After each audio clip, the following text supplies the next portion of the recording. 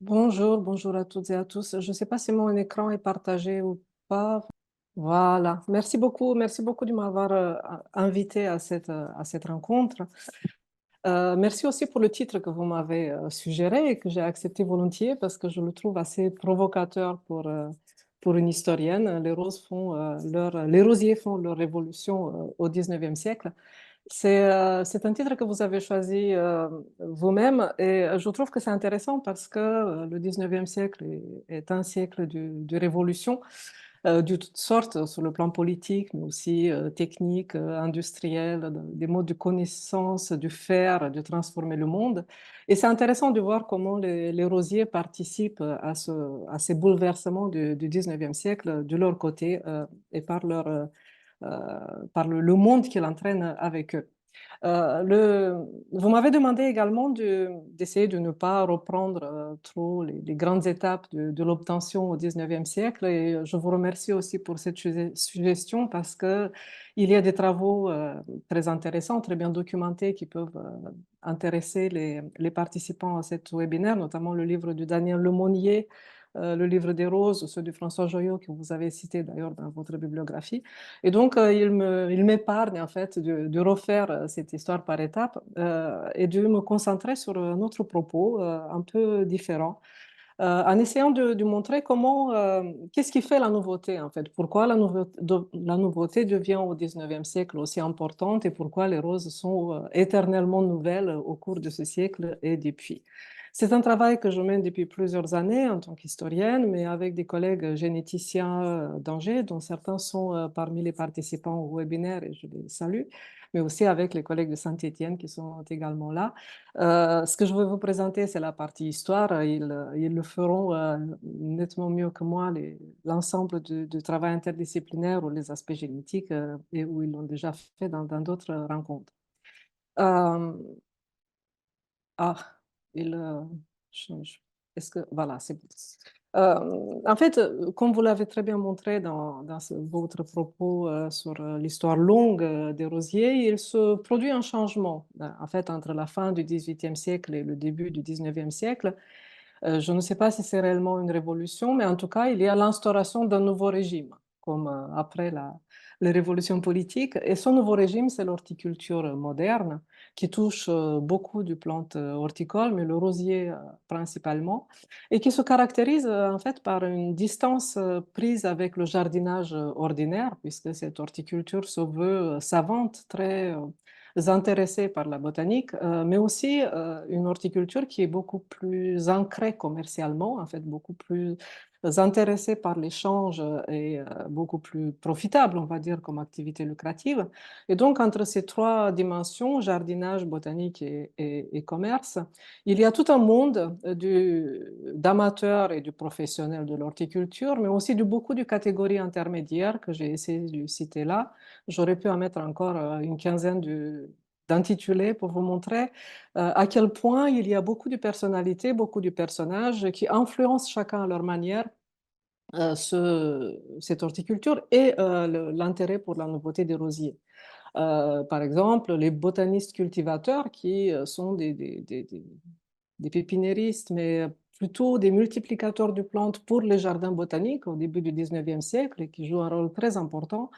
Ou alors les auteurs publicistes, je les ai appelés comme ça, tous ceux qui font vivre les revues d'horticulture, toute cette production écrite du 19e siècle de l'horticulture et qui est mon principal matériau d'étude qui est absolument fabuleux. Et d'ailleurs, je profite pour remercier la SNHF de nous en mettre à disposition euh, sur Hortalia une partie de cette richesse documentaire. Donc, beaucoup de monde, beaucoup d'écrits, un siècle très bavard, et avec une dimension nouvelle donc, de l'horticulture, beaucoup plus dynamique, beaucoup plus commerciale et plus savante, qui trouve dans le rosier des qualités assez exceptionnelles qui matchent bien, qui correspondent bien à cette nouvelle façon de cultiver les plantes. D'abord, la variabilité du rosier, qui est bien connue, la manière de le reproduire, qui est beaucoup plus facile que celle des fleurs des fleuristes, des tulipes ou d'autres plantes qui ont eu euh, beaucoup de succès lors des périodes antérieures. Donc, une culture en Europe, dans les zones tempérées du Nord, plutôt facile. des espèces nombreuses, vous l'avez également mentionné, et puis toutes ces nouveautés qui donnent un surcroît d'exotisme, en fait, d'attrait pour ces rosiers botaniques ou cultivés extra-européens, plus toute cette présence culturelle forte que vous avez très bien décrite et sur laquelle je ne reviendrai pas. Donc, à la fois un produit attrayant, facile, et aussi un potentiel de renouvellement, de proposer des nouveautés sur ce nouveau marché de l'horticulture qui est assez exceptionnel et qui font du rosier la plante la plus sélectionnée au 19e siècle. On ne peut pas dater la Révolution, il n'y a pas de prise de la Bastille, il n'y a pas d'événement majeur, mais en revanche, en tant qu'historien, on a quelques indices, quelques signaux qu'il se passe quelque chose dans la culture du rosier et ces signaux viennent de deux choses corrélées l'une à l'autre. L'apparition des collections formées principalement ou uniquement du rosier et du monographie, donc de livres qui sont dédiés intégralement au rosier. Dans une période très courte, entre 1799 et 1805, il y a plusieurs monographies de cette nature-là. La première est celle qui est publiée en Angleterre par Mary Lawrence, qui viennent dans une culture de l'illustration botanique très recherchée, très artistique, et qui sont des publications très chères et destinées à un public aisé, fortuné, et qui existe dans plusieurs pays, dans les pays allemands beaucoup, et qui montrent qu'il y a des collections qui sont des collections de pépiniéristes et des collections d'amateurs et qui se développent pendant cette période-là, à la fin du XVIIIe siècle et au début du XIXe siècle. En France, la première monographie illustrée qui met face à face ces portraits de plantes et des descriptions botaniques est celle de Redouté et Tori, mais elle est un peu plus tardive à partir de 1817. Évidemment, ce qu'on connaît, c'est l'importance de cette collection de Joséphine de Beauharnais qui aurait lancé la rosomanie française. Je suis un peu réservée sur cet aspect-là parce que d'abord, ce n'est pas une collection en école, comme on les appelle à l'étude, donc ce n'est pas une collection d'études comme celles qui peuvent développer les pépiniéristes d'élite ou les botanistes cultivateurs à la même époque, qui s'intéressent beaucoup à la différence et aux détails. Et puis aussi parce que dans la collection de Joséphine, il y a beaucoup d'autres choses. Il y a des zèbres, il y a des cygnes, il y a des orang-outans, et ça n'a pas lancé la zébromanie au 19e siècle. Donc ça veut dire qu'il y a quelque chose du plus. Et ce que je trouve très intéressant dans cette collection, c'est que les moyens dont dispose l'ancienne l'ex-impératrice sont considérables et elle peut faire venir des rosiers qui sont cultivés dans les provinces unies, donc dans les parties de l'Empire un peu plus éloignées, en Italie, dans les pays euh, enfin, qui viennent d'ailleurs, mais surtout de l'Angleterre, où ces rosiers nouveaux étaient arrivés et ils n'avaient pas réellement pu circuler vers la France à cause du blocus continental. Donc c'est plutôt une question du moyen et aussi le fait que ces rosiers arrivés, ils n'arrivent pas directement de la pépinière Lee Kennedy en Angleterre dans le jardin de la Malmaison. Ils passent par des botanistes cultivateurs ou des multiplicateurs très spécialisés auxquels on les confie, qui les multiplient et qui les diffusent à leur tour auprès des collectionneurs. Il s'agit notamment, il y en a d'autres, mais il s'agit entre autres d'André Dupont. Vincent Derquin a écrit une biographie de ces employés des postes euh, et, qui joue ce rôle-là du multiplicateur de rosiers pour le jardin de la Malmaison. Et ce qui est très intéressant, c'est que Dupont avait l'intention d'écrire une monographie. Il ne l'a pas fait, mais il a réuni un herbier que Vincent Derquin a identifié dans les collections du Muséum national d'histoire naturelle et qui montre bien à quel point se développe un autre regard qui est très particulier et très différent de ce qui se passait au XVIIIe siècle, un intérêt pour les différences, vraiment du détail entre deux rosiers différents. Vous voyez ici une collection de feuilles et une collection de pétales parce qu'il veut les identifier, voir vraiment dans le détail quelles sont les différences. Euh, donc, beaucoup d'observations, beaucoup de comparaisons et un intérêt pour les monstruosités, les accidents, aujourd'hui on les appelle les mutations, toutes ces variations qui sont curieuses et qu'il cherche à multiplier. Il est aussi chargé par le Muséum national d'histoire naturelle, mais aussi par des botanistes qui viennent, qui ramènent des espèces de l'Amérique du Nord ou de l'Asie mineure. Et là, vous avez sur une planche d'herbier, un Rosa berberifolia, simplicifolia, après c'est devenu Ultemia, enfin bon, vous voyez de quoi j'essaie de parler, et qui était très difficile de culture et qu'il avait greffé pour le maintenir en vie, mais la greffe s'est cassée parce que sa serre est tombée. Et donc, on voit bien qu'il y a à côté de ces rosiers à fleurs doubles qui étaient déjà répandus, ces rosiers nouveaux qui rentrent dans le même circuit de l'attention. Ce régime nouveau horticole est installé, à mon sens, au moment où on définit la variété horticole. Vous avez parlé de cette diversité qui existait déjà par rapport à d'autres plantes. Les rosiers étaient déjà assez nombreux. À partir des années 1810-1815, c'est pas facile de dater non plus, il y a une idée très claire que la variété horticole n'est pas la variété botanique, mais un individu différent des autres euh, et que l'on multiplie végétativement. Différent des autres, dans ce système de référence de l'horticulture, donc très attentif à des nuances de couleur, à des panachures, à des choses que les botanistes considèrent comme insignifiantes. Et la nouveauté en horticulture, dans le domaine du rosier, sera cela, c'est-à-dire une nouvelle variété. Cette nouvelle qualité très, très fine, très peu flagrante pour ceux qui ne sont pas des connaisseurs entre un rosier et un autre. Se construisent aussi ces classifications propres à l'horticulture, et on sait bien que dans le domaine des roses, les classifications sont un vrai casse-tête, inspirées en partie par la botanique, mais aussi qui servent aux collectionneurs pour organiser leur collection et qui sont intégrées dans les catalogues des horticulteurs marchands qui sont justement les plus euh, sophistiqués, les plus proches de ces collectionneurs très, très exigeants. Donc la variété se dote alors de d'autres informations, c'est pas seulement un rosier, mais c'est un nom aussi avec des noms de fantaisie, cuisse du nymphe, félicité, enfin vous les connaissez sans doute. La date d'obtention qui est très importante puisqu'on veut fixer la nouveauté par une date, l'ancrer dans le temps, et l'appartenance à un obtenteur pour reconnaître son mérite et aussi pouvoir juger la variété en fonction de celui qui l'a obtenue. Une nouveauté qui se définit aussi par l'amélioration, qui est fondamentale pour tout le 19e siècle dans l'idée qu'on se fait de la nouveauté et du progrès, accentuer des caractères désirables, corriger d'autres qu'on juge comme moins propices, mais aussi additionner des caractères, d'où tout cet effort d'associer des caractères des anciens rosiers cultivés en Europe et ceux qui provenant d'Asie apporte notamment la remontée de floraison dont vous avez parlé tout à l'heure. Là, je vous ai mis le catalogue de Jean-Pierre Vibert en 1819, qui est un des premiers à identifier par ces données-là les variétés.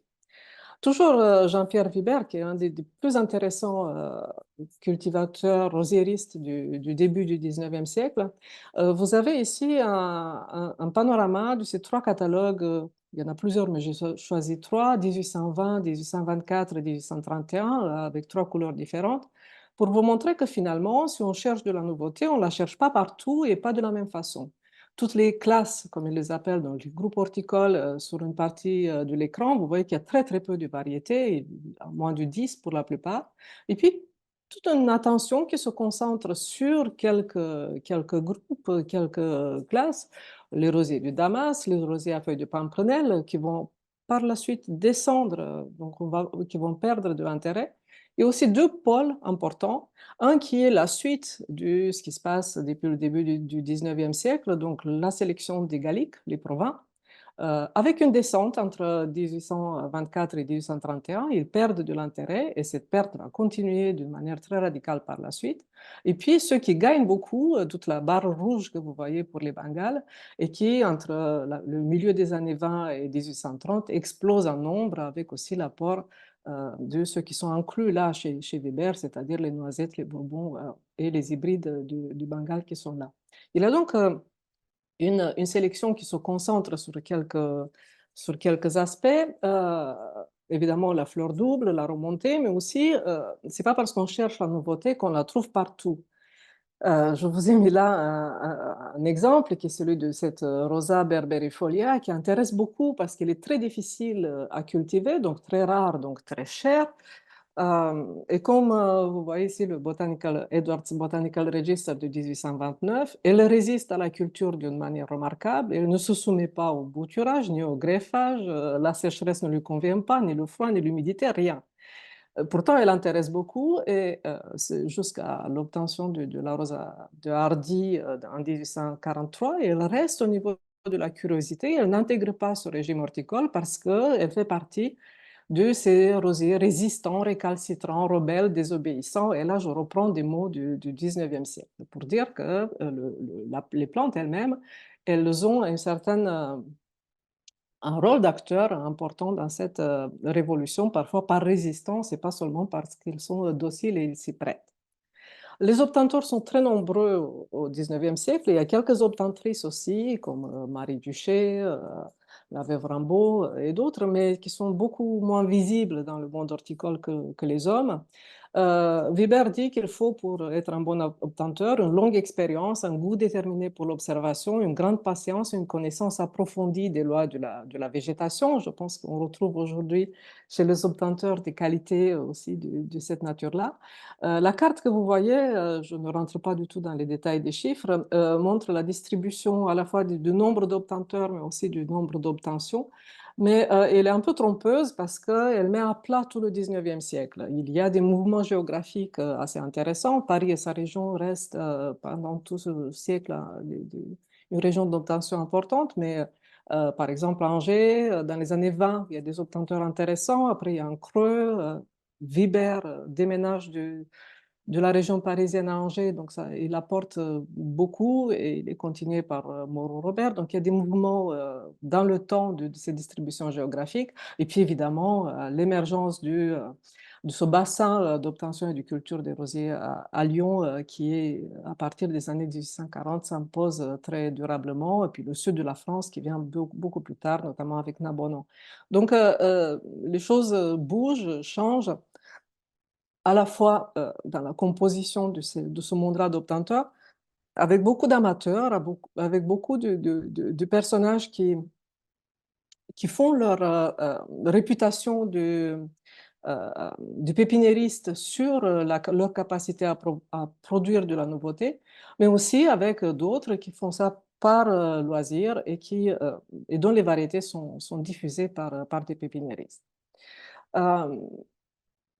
La nouveauté s'impose donc comme une dimension très importante de cette horticulture et elle a des effets assez spectaculaires entre 1830 et 1870 environ. C'est une autre révolution, une autre étape de la révolution où la nouveauté est vraiment le moteur du monde des roses. J'ai mis sur les trois camemberts que vous voyez là la composition des catalogues de Thomas Rivers en Grande-Bretagne en 1837, 58 et 63.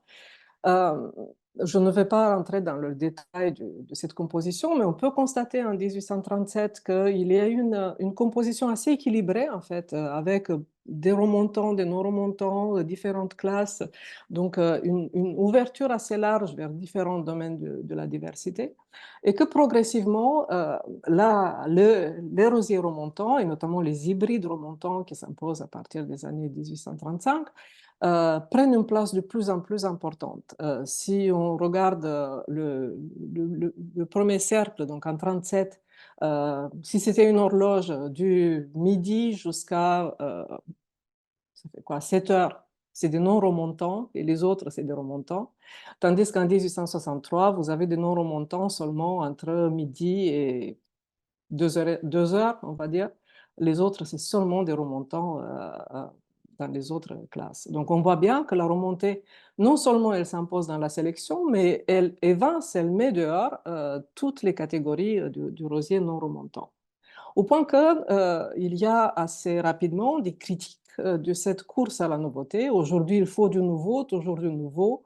Au lieu d'avoir du beau, du bon, de l'agréable, du supérieur, de l'utile, on est entré dans un engrenage où la mode a ahuri notre époque, dit un des cochers sous un pseudonyme dans le Journal des Roses en 1878. C'est intéressant aussi de voir comment la nouveauté elle répond à des critiques.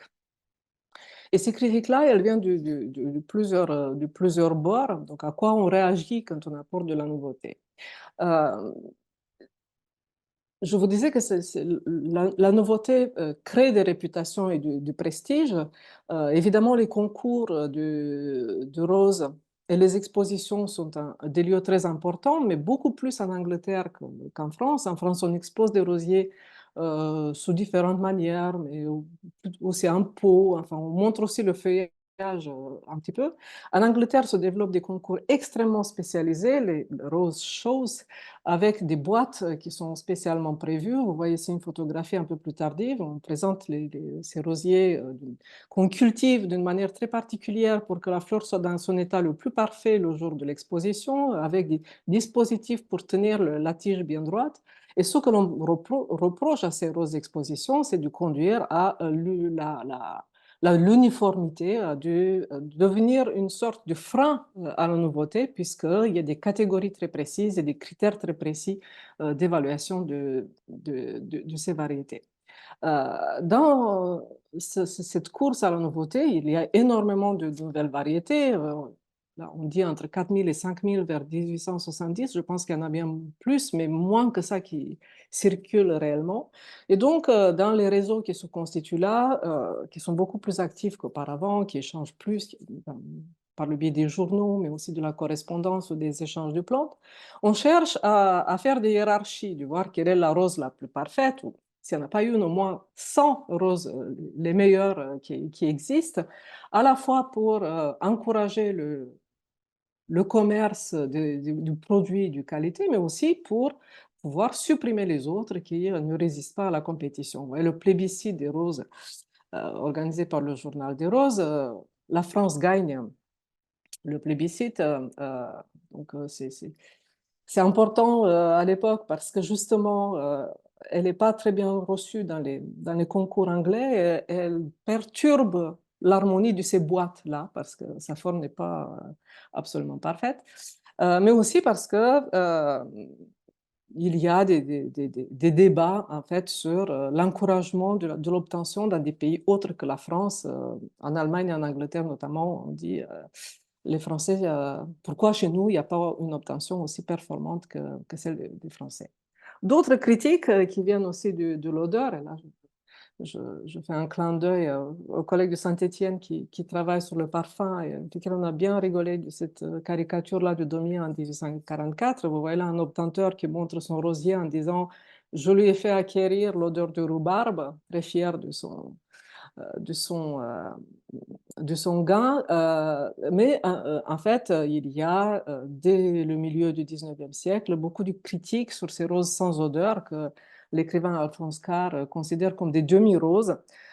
Il dit que c'est un peu pareil que l'amour pour les courtisanes, c'est demi-mondaine, c'est une rose sans parfum, c'est une rose sans esprit, et donc tout un regret sur la disparition de l'odeur de rose avec tous les thés et les autres, mais aussi de cette absence de parfum dans les nouvelles obtentions. On critique également le fait que la nouveauté soit monotone.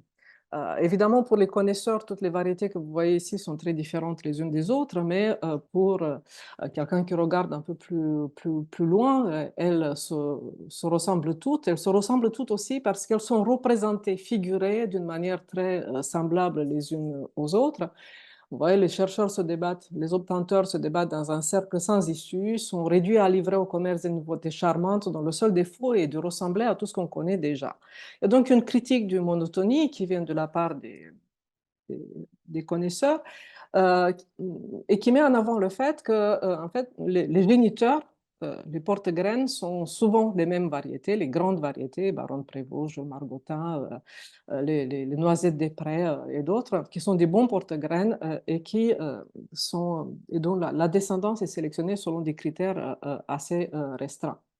Et donc, il y a beaucoup de stratégies pour mettre en avant la nouveauté comme étant radicalement différente. Il y a des obtenteurs qui sont plus inventifs que d'autres pour se distinguer dans cette compétition très importante. Et je pense que le plus inventif, justement, dans la stratégie est Henry Bennett, qui est un éleveur de moutons en Angleterre, C'est un obtenteur dont on ne parle plus beaucoup, mais qui a fait beaucoup, beaucoup, beaucoup de bruit au 19e siècle. Pourquoi? Parce qu'il a lancé en 1879 des roses généalogiques, des pedigree roses, par fécondation artificielle, ce qui n'était pas utilisé jusque-là pour l'obtention du rosier, en disant que c'est une méthode révolutionnaire. Et aussi, c'est de la sélection faite sous serre, contrôlée, en disant que cette série de roses généalogiques qu'il lance en 1879 crée une nouvelle race, celle des hybrides de thé. Vous imaginez peut-être là le scandale que cela a créé, puisque Guillot défend l'idée que la France est le premier hybride de thé. Bennett lui dit, bah, vous ne savez pas quels sont ses parents. Enfin, bon, ça crée un problème de classification là, et une compétition assez virulente dans les journaux horticoles, mais aussi parce que Bennett a une idée vraiment très intéressante d'un point de vue commercial, c'est de vendre une autre obtention quelques années plus tard. William Francis Bennett a un producteur de roses coupées aux États-Unis, Evans, à Philadelphie, avec des conditions très, très strictes de production. Evans a le droit Déjà, il le vend très, très cher. Tout le monde, tous les journaux parlent de la somme de $5 000 qui est énorme. Et Evans a le droit de commercialiser uniquement la fleur coupée, mais à condition qu'il n'ait pas la possibilité de la multiplier. Donc, il a un embargo, il a une exclusivité qu'il doit respecter. Et il cherche différents moyens de vendre la fleur coupée en écrasant tous les bourgeons qui étaient sur la tige, en mettant un produit chimique qui s'avère très toxique sur la tige pour pas qu'on puisse multiplier, en coupant la fleur à ras bord, en fixant avec des épingles sur la tige d'un autre rosier. Euh, et on parle tellement de cette affaire-là, de l'embargo, de cette exclusivité, que le rosier, personne ne l'a vu, mais tout le monde en parle. Et vous voyez la figuration dans Deutsche Zeitung de la même variété, la publicité du Bennett avec le bouton très allongé que, que vous voyez là. Et puis, d'après une photographie, on a l'impression qu'il y a plus de différences entre les deux qu'entre les variétés que je vous ai présentées tout à l'heure et qui sont réellement différentes.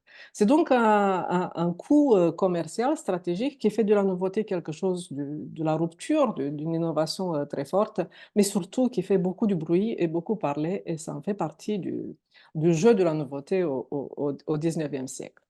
À propos des fleurs coupées, je ne vais pas beaucoup développer, mais c'est intéressant aussi de voir que les fleuristes américains deviennent un marché très, très important pour les obtentions et pour la production de plantes, mais que le développement des techniques de culture sous serre, qui sont spectaculaires entre 1880 et 1900, en nombre, en volume, etc., font que, une fois qu'on a trouvé une variété qui a une aptitude au forçage, comme ils disent, donc qui se prête bien à cette technique-là, avec des dimensions très ajustées de température, du traitement contre les maladies cryptogamiques, etc. On ne veut pas de la nouveauté. On veut d'autres couleurs des fleurs, mais il faut qu'elles respectent, qu'elles intègrent ce système technique. D'où le choix très souvent de spores, enfin de mutants. Je vous ai mis là Catherine Mermet que vous avez montré tout à l'heure, The Bride et The Bridesmaid, qui sont trois des variétés les plus cultivées fin 19e siècle pour la fleur coupée, et qui sont les deux dernières des spores, donc des mutants de Catherine Mermet. Donc, un changement uniquement d'un caractère, la couleur, sans toucher donc à cette aptitude de la plante à s'adapter au système technique qui est mis en place. La nouveauté n'a pas d'importance, dit un des fleuristes américains un peu plus tard. Nous ne cultivons pas pour des connaisseurs. C'est donc un monde un peu différent de ce régime horticole dont je vous ai parlé. Très intéressant aussi, mais il faut que j'arrive à la fin de ma présentation. Le fait qu'on ne prévoit pas toujours d'où ça va venir la nouveauté. Là, les connaisseurs, vers le dernier quart du 19e siècle, cherchent à sortir de l'ornière. Là, c'est Jean Sisley, le Lyonnais, qui est très, très intéressé par ça. Mais il s'empare de différentes, soit espèces botaniques, soit des rosiers qui sont déjà connus en Europe mais depuis longtemps, mais qui gagnent un intérêt avec la sensibilité pour une esthétique japonisante vers la fin du 19e siècle, qui sont là les Polyantha multiflora, mais il y a aussi les rugosa, puis ensuite les Vishwarayana, sans prévoir en fait lesquels vont apporter une variation intéressante pour être sélectionnés, ni dans quelle mesure ils vont créer de nouveaux marchés, de nouveaux usages et ils vont trouver leur public. C'est toujours un peu de l'imprévu, mais aussi une conjonction de facteurs et d'acteurs qui se réunissent autour de ça. Euh, il y a également à la fin du 19e siècle tout un mouvement qui, tout d'un coup, se demande, mais nous avons beaucoup gagné en nouveauté, mais qu'avons-nous perdu? Où sont les anciennes roses? Est-ce que on peut les montrer avec les autres? Quel intérêt, quelle qualité? Non pas les nouvelles et qu'on pourrait chercher chez les anciennes, au point qu'à la fin du 19e siècle, vous voyez, un journal anglais dit que la véritable nouveauté sont les roses anciennes. Donc finalement, je ne m'attarde pas sur cette partie-là, mais le mouvement qui conduit à cette magnifique collection de Laïle et Rose de Gravreau fait partie de cette volonté de réunir de l'ancien avec du nouveau et du botanique qui est tout à fait particulière. On se demande, on n'a pas beaucoup de doutes à la fin du 19e siècle sur l'avenir des roses, des rosiers. On dit on va les cultiver toujours. C'est une plante qui va toujours être aimée par tous. En revanche, on se pose des questions sur dans quel environnement on pourra cultiver les roses. Là, je vous ai mis un poème de Sully Prudhomme, qui est le gagnant du premier prix Nobel de littérature, qui écrit un poème qui s'appelle La révolte des fleurs. La rose dit un jour en pleurant, je m'ennuie, mon beau temps est fini, l'air des villes ne lui convient plus, donc elle veut aller à la campagne avec les autres fleurs. Et puis à côté, vous avez la roseraie du Jardin des Plantes de Nantes avec Paul Marmy, son directeur, le directeur du jardin et qui est un obtenteur de rosiers aussi. Et vous voyez les fumées industrielles derrière. La capacité des rosiers à survivre, à se développer et à s'adapter en fait à la sélection d'adapter les rosiers à ces environnements industriels devient un souci en France aussi, comme il l'était en Angleterre et en Belgique depuis quelques temps déjà. Il y a donc une concordance entre les rosiers et les lieux où ils sont plantés qui devient un peu inquiétante ou sur laquelle on s'ennuie, on s'inquiète. Est-ce que ce 19e siècle est une révolution? On essaie, il y a plusieurs manières de le voir. Au cours du 19e siècle, beaucoup de ces auteurs parlent souvent de la révolution qui a constitué l'introduction de ces rosiers asiatiques en Europe. On a un peu cette image-là aujourd'hui aussi. Mais il faut voir qu'à chaque étape de l'obtention, ils sont en train de parler de révolution, que voilà, on a trouvé le moyen le plus intéressant de faire et aussi les roses les plus parfaites. Et finalement, comme le dit un des auteurs dans le Journal des roses à la fin du 19e siècle, les fleurs n'ont jamais fait leur révolution puisqu'elles ont toujours gardé leur reine.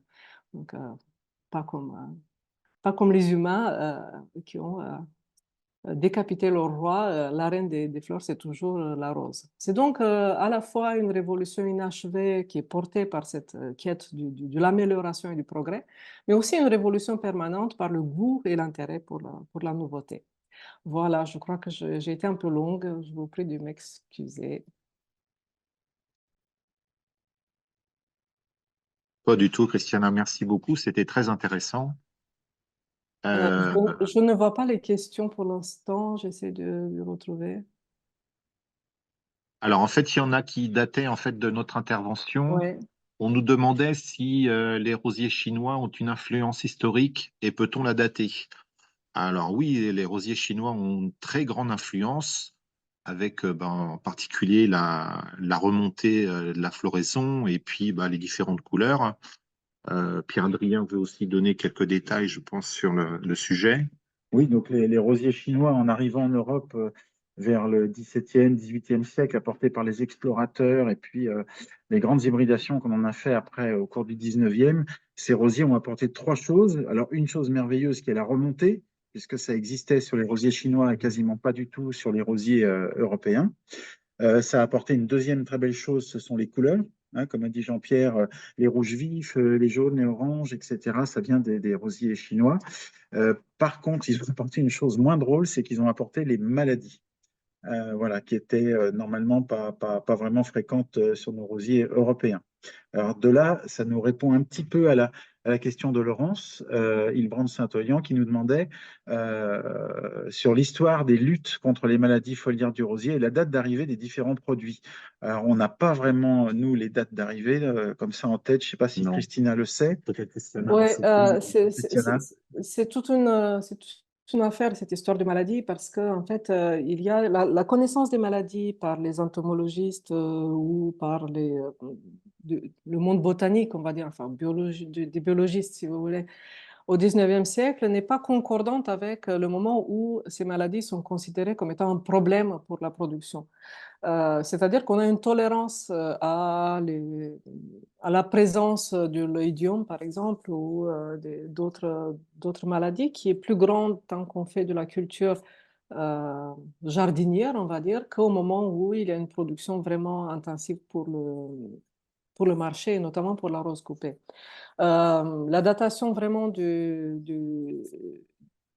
chaque traitement, je ne l'ai pas très clairement en tête, mais j'aimerais bien qu'on s'y attelle ensemble à tout ça parce que, par exemple, il y a beaucoup d'utilisation du tabac, soit en fumigation, soit en mettant des feuilles du tabac sur le sol des serres de culture de fleurs coupées pour pas que l'odeur touche les fleurs. Donc, on cherche toujours des techniques, donc on induit euh, d'un produit, un peu de plâtre mélangé avec du tabac, tous les tuyaux du chauffage des serres, par exemple, contre ces champignons ou d'autres maladies. Mais les produits de synthèse sont déjà très présents dans les années 70-80 avec le développement d'une industrie chimique très forte en Allemagne, mais aussi en France, en Angleterre, tout ça. Et donc, beaucoup de produits différents qui sont vendus, qui sont proposés, mais toujours avec des différences selon la manière de produire. Euh, Par exemple, en Angleterre, ce qu'on conseille beaucoup, pas seulement contre les maladies, mais aussi contre les particules du charbon qui se mettent sur les feuilles. Vous voulez cultiver des rosiers mousseux qui sont un peu difficiles, un peu prétentieux.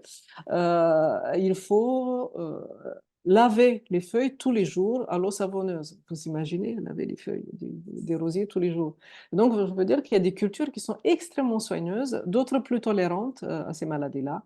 Mais c'est vraiment à la fin du 19e siècle que ça devient problématique, à la fois parce qu'il y a ces cultures beaucoup plus intensives pour les rosiers en pot, les rosiers du jardin et pour la fleur coupée, mais aussi parce que la législation avec le phylloxéra devient plus stricte. Il y a des contrôles sanitaires des pépinières et donc ils doivent montrer, notamment pour l'exportation, mais aussi pour la circulation à l'intérieur du pays, que les plantes sont saines. Et donc c'est là qu'on commence à faire beaucoup de traitements. Voilà. Merci, Christina. Ben, écoutez, on n'a pas d'autres questions pour l'instant, donc je vous propose de passer la parole à Amandine Leclerc, qui va nous parler des roses de demain.